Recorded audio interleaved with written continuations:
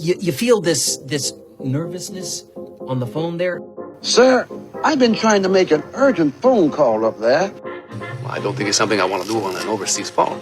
You gotta make some phone calls. Hang up the phone. Prank caller. Ladies and gentlemen, welcome once again to Packernet After Dark. This is the call-in show of the Packernet Podcast Network.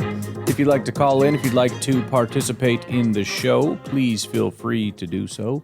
The phone number here is 608-501-0718. New callers go directly to the front of the line. We don't have any new callers, but we've got Daniel from California. Hey, I went back and looked at the Cardinals' 2024 schedule against NFC North opponents, and not the Packers, but all the other NFC North, that was the year everybody was really good, right? And they played everybody pretty tough. Defensive-wise, they're all one-score games, except the Packers game we won by 2 scores somehow. But it was pretty close, so I thought that was, just as a defensive performance, it was pretty good. Also, Kyler was our defensive coordinator, Gannon's quarterback, as his head coach, so I think that's a big advantage for us. Hello? Talks to the guy, so I'm just excited for the season. We have a couple things going on where it's just like we have little things that we can't really put into words. That like, all right, we have the DC, we have all this other stuff going on in the division. Year 2, you got turnover on the offensive line for the Lions, Bears, and Vikings. We're the only team going in with a consistent offensive line, even though they were bad. But I'm just saying, it's just like there's all these question marks, and I can't wait, dude. It's the middle of beginning of June 1st, my son's birthday. Can it be August or September already? Go Pack, go. Yeah, I mean, continuity obviously does help. It's kind of one of the points that I've been mentioning already is the idea that I'm kind of excited that everything's a little bit settled this year. Everything's kind of, especially, I said the same thing with the offensive line. It's maybe not the best offensive line, I think, granted, but it does feel good that we've got a group of guys that are going to be able to work together. Now, we'll see. It's not impossible that Jagger Burton ends up winning one of the jobs. Belton is either benched or pending some kind of, setbacks or whatever. He could be our right tackle, whatever. But either way, I think there's going to be a good amount of continuity that's just been kind of lacking for a while. I mean, I think we talk a lot about being a young team, and I get that. I think that's an overplayed hand. But maybe even more so of an issue, and they kind of go hand in hand, being young and lacking continuity, but still, maybe the lack of continuity was a little bit more of a problem because whatever youth we had, they were still really talented people and more or less veterans. They might be 26, 27, but they've got a lot of years in this and they know what they're doing. These are not rookies. These are not guys that are inexperienced to the point where they're a detriment to the team. But, again, what we did have is this constant turnover and this constant flux and this constant never really knowing what's going on. But, yeah, I mean, it's going to be tough out there. The NFC North seems like it's probably going to be tough. You never know. Hopefully we're not the one surprise team that, it turns out they're not that good. But, again, it's not hard to make a case for any of the 4 teams. Brucey, what's going on? Or Batman, hey, sorry. Ryan, sorry, happy Batman. OTAs. Batman. What's up, dude? I started your podcast, and right off the bat, just something came to mind with the offensive line and the stability that we seemingly have this year. What came to mind was the idea of we've done a very good job as an organization, not we, right? But they have done a very good job as an organization to sit and develop a quarterback. Offensive line seems like just thinking about having a stable offensive line and these rotational pieces and setting up the back rotational pieces. In the past, this perpetual, really good run on offensive line that we had that was really stable seems like we always had at least a fixed starting line Right. that we had entering the season and then start getting rotational pieces. And like you said, Treader, these backup guys that became starters at some point. So applying that same kind of logic that we do with quarterbacks is that having a stable offensive line, able to develop these offensive linemen to take that position down the road. How successful were the Packers before in comparison to these last couple of years where it's just been whether it's injuries or just whether we've missed on early offensive linemen, but those later guys that have developed and come up, like I guess historically, how good did they do? And is this kind of maybe the start of trying to revamp that where we're sitting guys and we've got enough potential in the back end to take those starting positions and stabilize this line a little bit moving forward? Does that make sense? So just curious what your thoughts are on that in terms of offensive line sitting them like we do with the quarterback position and having that patience with these guys as opposed to throwing them into the fire. Hopefully guys stay healthy, right? So we can develop these guys, but is there a correlation with the offensive line and the success of it in the past versus what it looks like we might be able to do this year with rotational guys and getting them up to speed before tossing them into the fire? Anyway, go Pack, go. Yeah, it's tough to say. I think, unfortunately, you know, if you look at it, there have been a good amount of swings. I just don't think that the swings have paid off. So if I had to pin it on one thing, it would be misses. Now, there's some variables here. Number one being the amount of people leaving. You know, one of the nice things about continuity is that the guys come back every year. If they all stop coming back, then you have to, it's not easy to replace guys. It's certainly not easy to replace a bunch of guys. But I do think that there have been a lot of swings and a lot of misses within that. Now, the other caveat here is that there's still some question marks out there. Jordan Morgan, Anthony Belton, and now Jagger Burton, I think, are at least guys with reasonable enough question marks, as opposed to, some other question marks that probably not. And similar to Jordan Love, not on the same level, but if Morgan pans out, we're pretty much, I don't want to say we're good, but at least in terms of, I wouldn't say that it's been a bunch of failures. It's as far as hit rate goes, getting a left tackle is freaking tough. Getting any left tackle is going to be tough.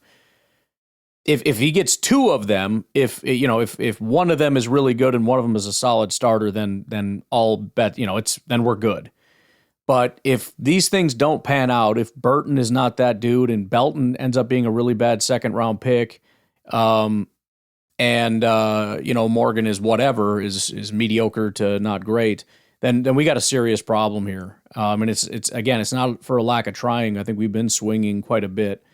So, anywho, yeah, I do hope that the continuity will start to help us. I remember in the past, specifically like in the 90s, it was such a rare thing because we had such an established offensive line. It was the same with Rodgers, I suppose, but there would be this new guy, and he would be like he'd been a backup for years, but now he's taken over, and there was just this feeling of like, ew, who do you think you are? That's such and such a spot. You can't take his spot. How dare you even try to take his spot?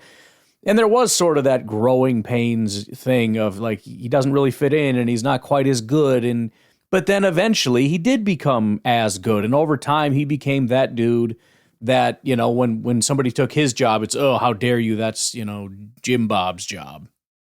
So, and that's kind of what I've said about Belton. We just got to give these guys a chance to sit in that spot, at least give them a fighting chance. If it doesn't work, it doesn't work. But I can't call these guys busts when they spent the better part of 4 snaps in that spot. That's nonsense.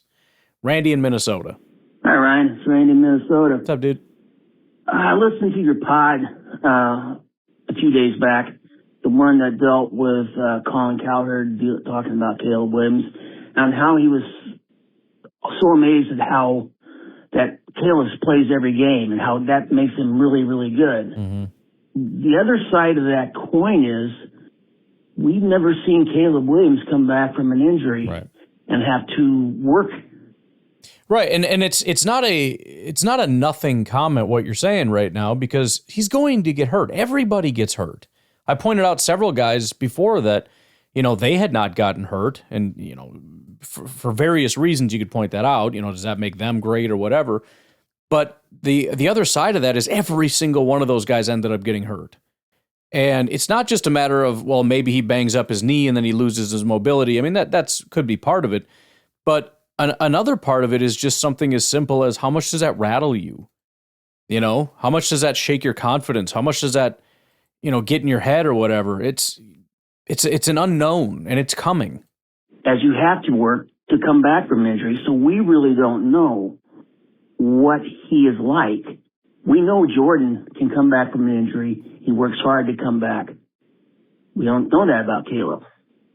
We may have had a preview of what he would do in his first year of pro football and his last year of college football. If I remember right, he lost a big game for USC. The team lost, not he lost. And he went crying in his mom's arms. Correct. Really? Okay. Be a man. Be tough. Okay. And then his first year in the league, when things got bad, we saw him sitting by himself on the bench. This is fantastic point because he is, and I've compared him to, now I'm forgetting his name, but he's a very emotional quarterback. And I think that feeds into the positives and the negatives. That is to say, when things are going really, really well, it tends to stay really well. Now, I understand, that seems to kind of conflict with, well, he was good at like comebacks at the end of games. I get that, but the confidence of the team was so incredibly high. They had this feeling of like they could do anything. And it played into that. And so, yeah, they were extremely confident going into the fourth quarter of games because they could do anything.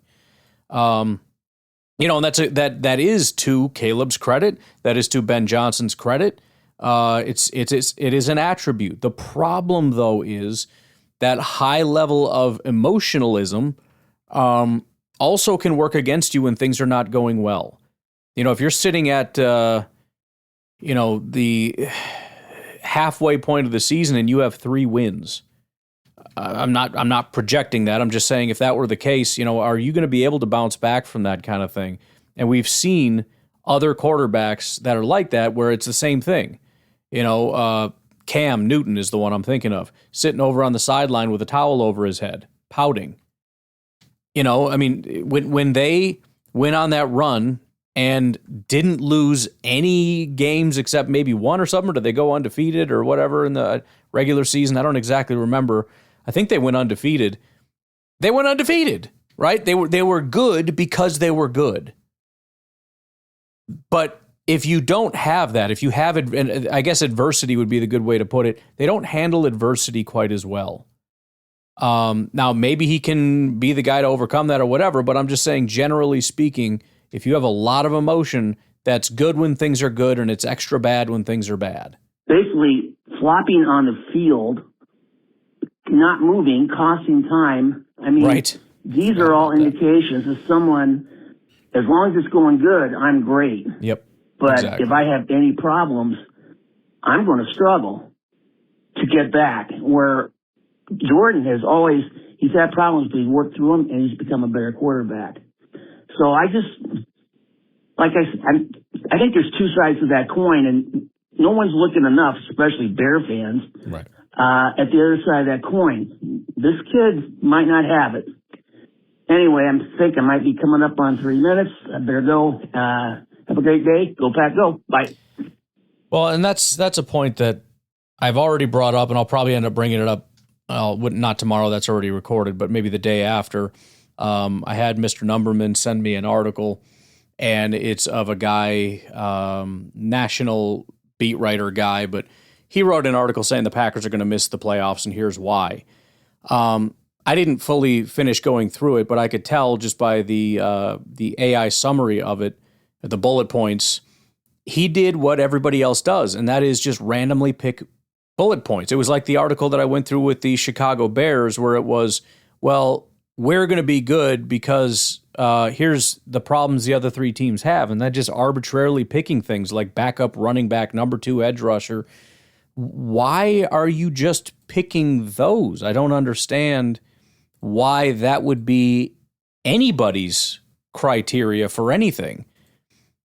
And it's the same thing here with Colin Cowherd, where, if I pick these 4 random things and then punch it in the calculator, oh, look at that, Caleb is the top guy. I understand that, but why did you pick those random things? I don't understand. Yeah, I mean, if you're just going to pick that, that's great, but there's more to the story, as you were pointing out. So, yeah, I think the analysis, for the most part, I understand that it's hard to get away from even just leaving aside the extra money and the extra clicks and all that stuff. It's hard to get away from the clicks, because when you do what I prefer to do, and even I have my thing with the rantiness and whatnot, but it's difficult to maintain a lot of content. It's like, okay, here's what the numbers say, here's the best quarterback, and that's it. And I'll talk to you next month, I guess. I don't know what to tell you. It just kind of is what it is. It's matter of fact. It's not as fun. It's not as exciting. It doesn't generate as much interest or whatever. And so they gin up nonsense based on nonsense. And whether it's because they're just genuinely not super smart, or they're bored, or they obviously have massive contracts and they need to come up with content that draws engagement. I don't know, man. But either way, it's pretty obvious that these guys love engaging with this shallow level of thinking. And it's also, the other reason why it seems relatively obvious that it's all kind of fake and ginned up is the fact that they're going to say something different in 2 weeks. 2 weeks from now, it's going to be something else. This is now the greatest quarterback because of this random criteria. It's all kind of just a joke. All right, we'll take a break. We'll be right back.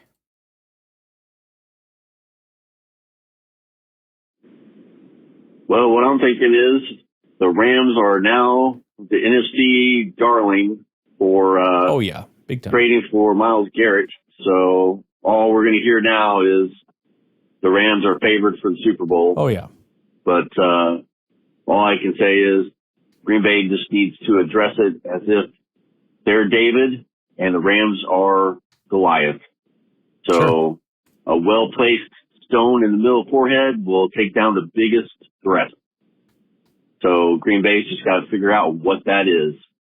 So we can do it. I have no doubt, but things just got a little spicier.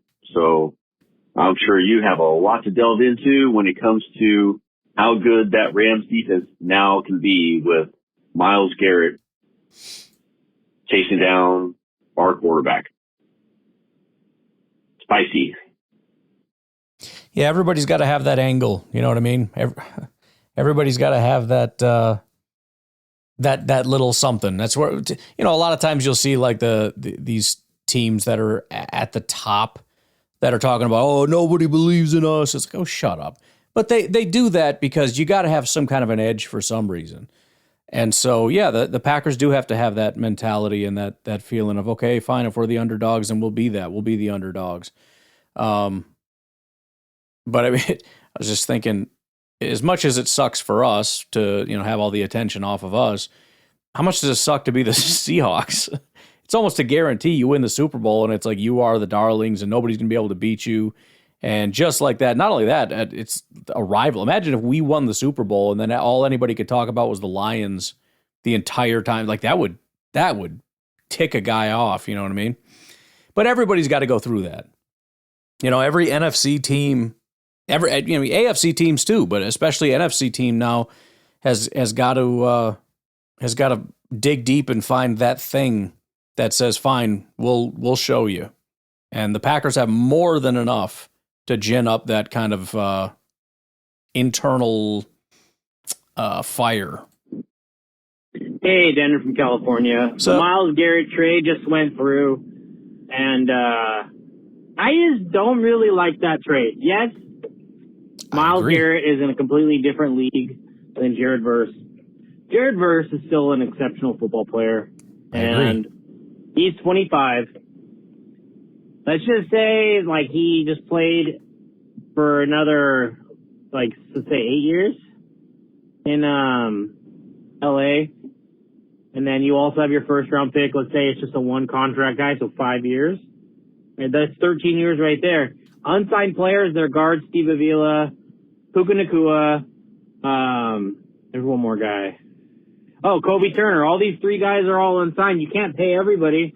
And these guys, like, are all the core of the team. These are all, like, top 10 Rams that are not signed, and they're going all in, trading away the future picks and all this stuff when all their guys are not signed yet. Yep.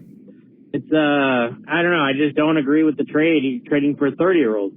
You know, let's say he's good for, let's be generous and give him 4 years. And I don't see why he can't be solid for 4 years, but is he going to be elite for 4 years? I don't know. He's old. Yeah, he's a freak athlete, but I can't get behind it. I don't know. I just don't think, it's a good trade. It might win. Who knows? That roster is pretty stacked, but oh well. Go Pack, go. Well, obviously, I'm sure you listen to my podcast. You and I are on the exact same wavelength. I when I saw they traded Jared Verse, I thought, this is stupid. This is absolutely stupid.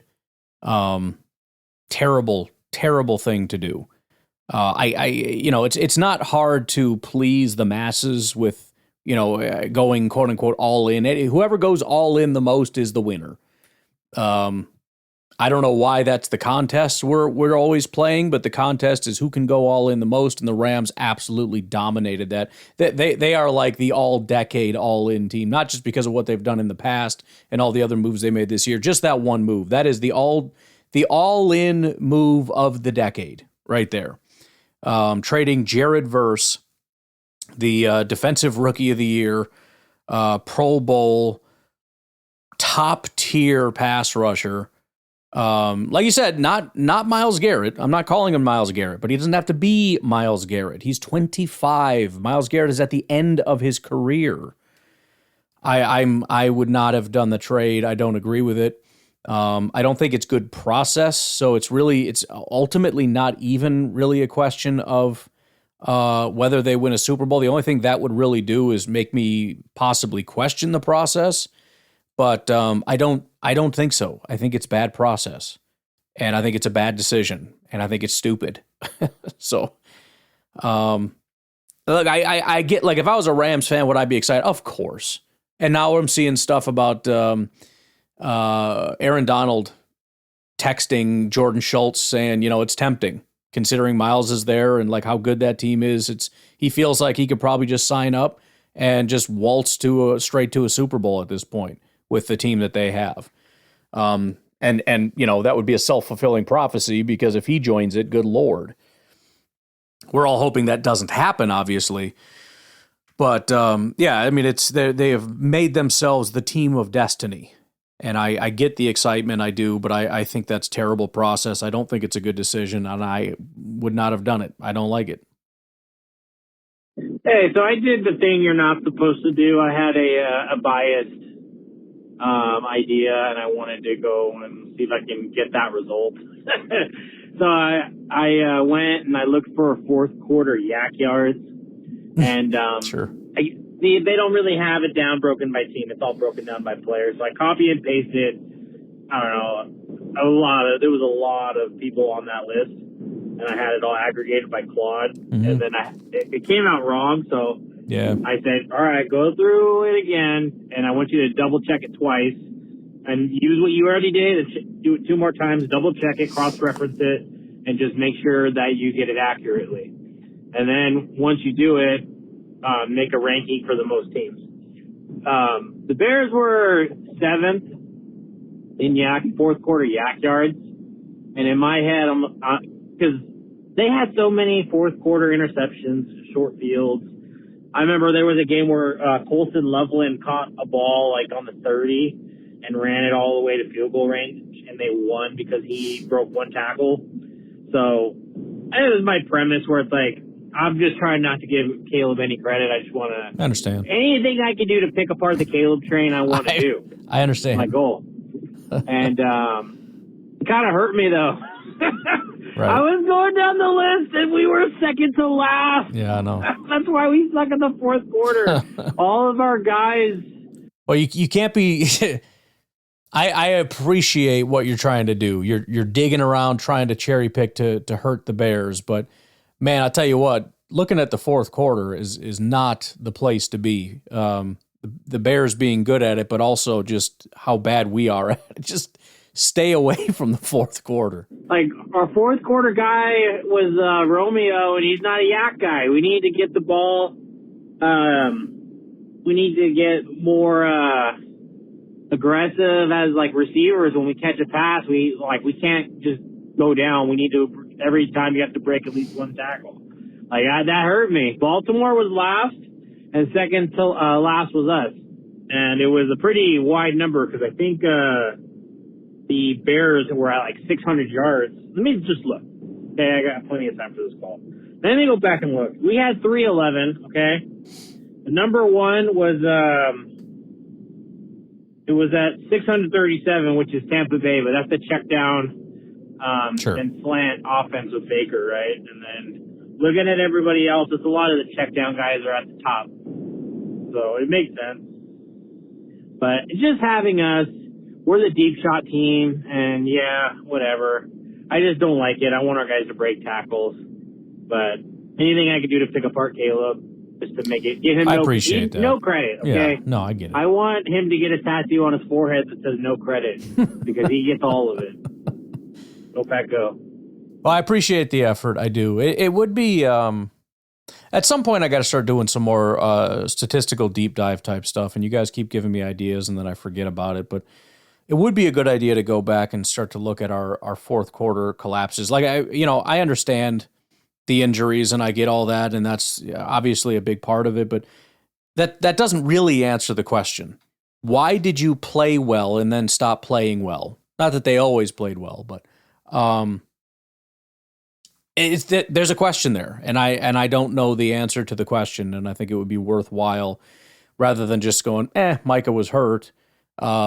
What were we doing that we was it just little minor mistakes over and over again, or I think that would be worthwhile to dig into. We got 3 Kyles coming up, so why don't we go ahead and take our break here? We'll be right back with Kyle from Madison. What's up, Brian? It's Kyle from Madison. How are you, man? Good. So I'm just cutting my grass. I'm listening to I think this is like 2 days old, maybe the podcast I'm listening to. You're going over OTAs. And suddenly you start talking about how the Vikings have narrowed their search for their GM. But it's believed to go to the interim GM, what's his name? And I stopped my lawnmower, and I have to rewind the podcast. Because I'm like, well, that can't be right. Or am I accidentally listening to a podcast that's like 5 months old or something? Like, that can't be right. No. So the Vikings, I'm sorry, I've had life happening. But I verified this now. The Vikings fired Kwesi Madden. Well, how do you say that? Kwesi. Yeah. I just call him Kwesi. Like in January. I knew that. And then literally didn't hire anybody, and then did free agency and the draft with a dude, not their GM, and then don't have a GM. I'm sorry. Like, am I stupid? Is this something that's done often? Maybe I'm just stupid or ignorant to this, but like on paper, I'm trying to understand, like, okay, so now you're going to look for a GM who's going to come in and going to take all of the heat for personnel decisions they had nothing to do with. That seems like you just would make I understand there's only 32 job offers for this, but it seems like you would immediately become an extremely undesirable location because you would literally lose kind of one of the years of grace period for you. I mean, sure, they can say, hey, we understand these aren't your guys, etc. But like, I don't know. Owners owners get cranky and then they need somebody's head to roll, and I'm Sure. just, okay. That's wild to me, man. I just can't imagine why on earth you would do that. That somebody's got to explain to me the logic here. Maybe I'm just missing it, but like, even if you're trying to hire somebody off of like a playoff team, like, you just wait a month. Like, you don't wait till the end of May, do you? Like, I don't know, man. Anyway, maybe you can make it make sense. Well, it was surprising back when they said that they were going to be doing that, back whenever it was. I think a lot of it is they put themselves in a tough spot by not really having a lot of time.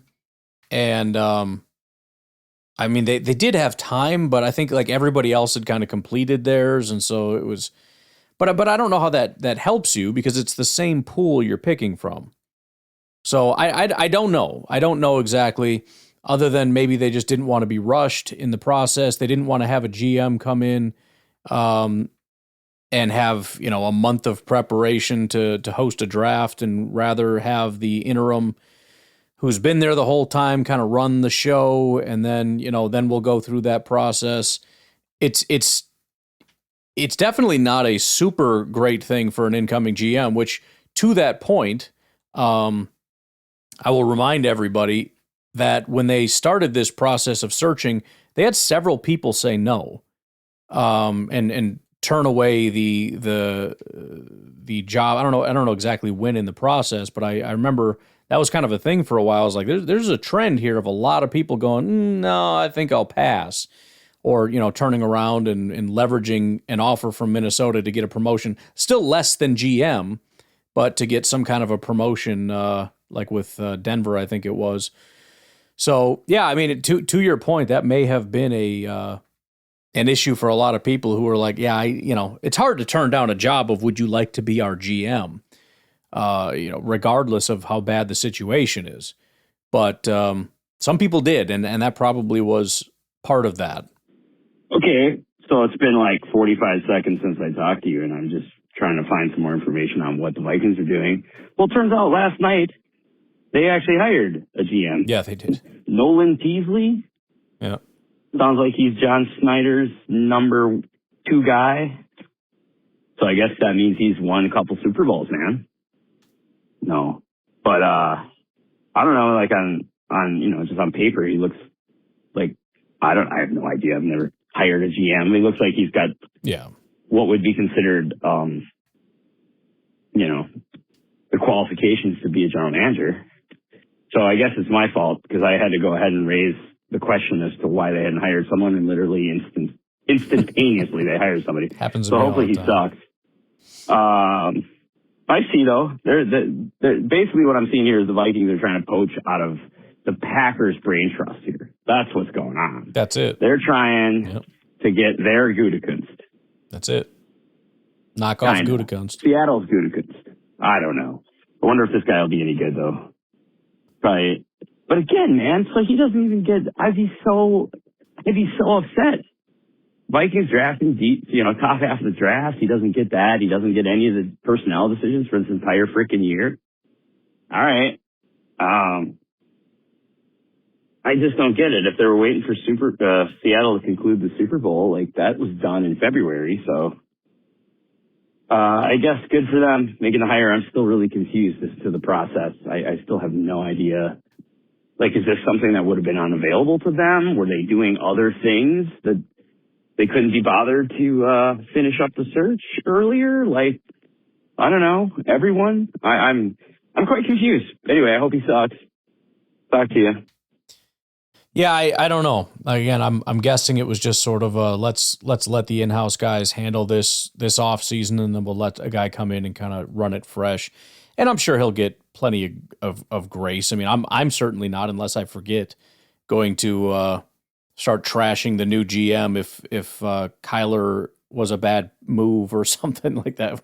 Well, how would that make any sense? So he'll likely get a couple years, and we'll see if those moves end up paying off or what. I mean, it's got to be an upgrade over Kwesi, because that was becoming one of the worst as much as I like to pick on Ryan Poles, Kwesi was just worse. He was so bad.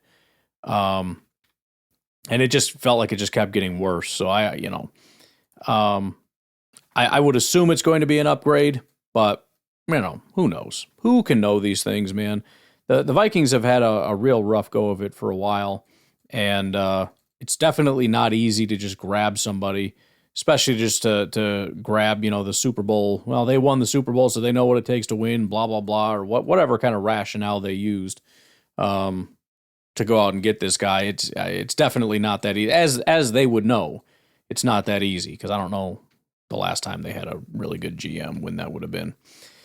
But this is the thing that sucks about the NFL and having rivals that are bad, is that they're constantly replacing all the bad people, and then you have to be nervous all over again. You only get to celebrate, they suck for a little while until they find the next replacement, and it's, oh man, I hope this guy isn't good. And eventually somebody's going to be good,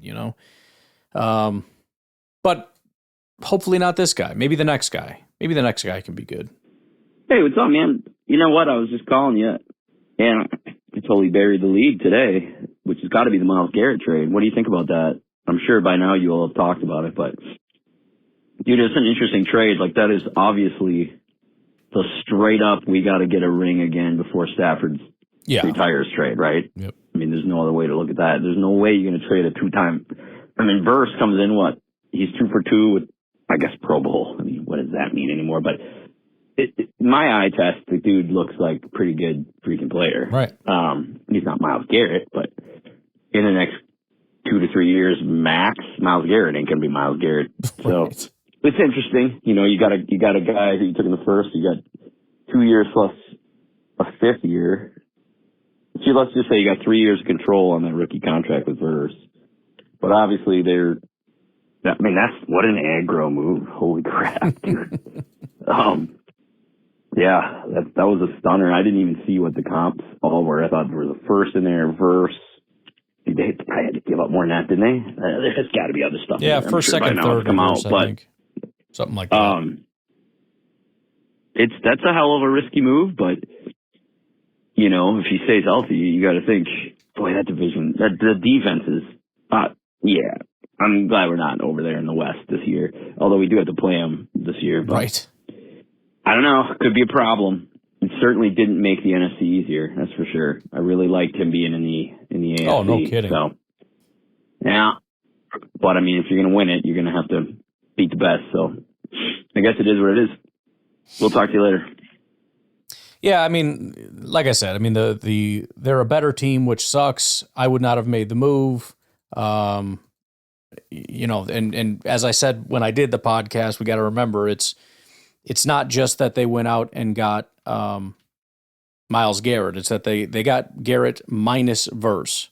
So whatever that value comes out to, it isn't exactly Miles Garrett. I mean, part of what made their defense good was Jared Verse, and they lost him. So Miles Garrett is going to come in as an upgraded Jared Verse is really all we're talking about here. I don't want to downplay it, but I also don't want to just pretend that they just made a move for Verse and that's the whole story, because that's definitely not, or a move for Garrett and that's the whole story, because that's not it. It is Garrett, 30-year-old Garrett minus 25-year-old Verse, and that is worth mentioning because Verse is a lot. It's like getting $1 million is awesome. But you're getting $1 million minus like 700,000, and nobody's talking about the 700,000. That's pretty significant. Just my thought. I tell you what, why don't we tuck it into bed right there? We got 10 more calls for tomorrow, so we'll just go ahead and save those. That'll give us a nice clean show for sure. But please keep the calls coming in. Got to make sure that this thing keeps rocking and rolling. I appreciate all of you. Appreciate all the calls. Obviously, there's a good amount of news going on out there right now, so keep it flowing and feel free to keep it weird too. Whatever you want to talk about, man, it's on you. Just not your butt, okay? Please, no more of those. No more of those calls. I gotta draw the line somewhere, and that's got to be it. That's it, okay? So Anywho, y'all have a good day. I'll talk to you later. Bye-bye.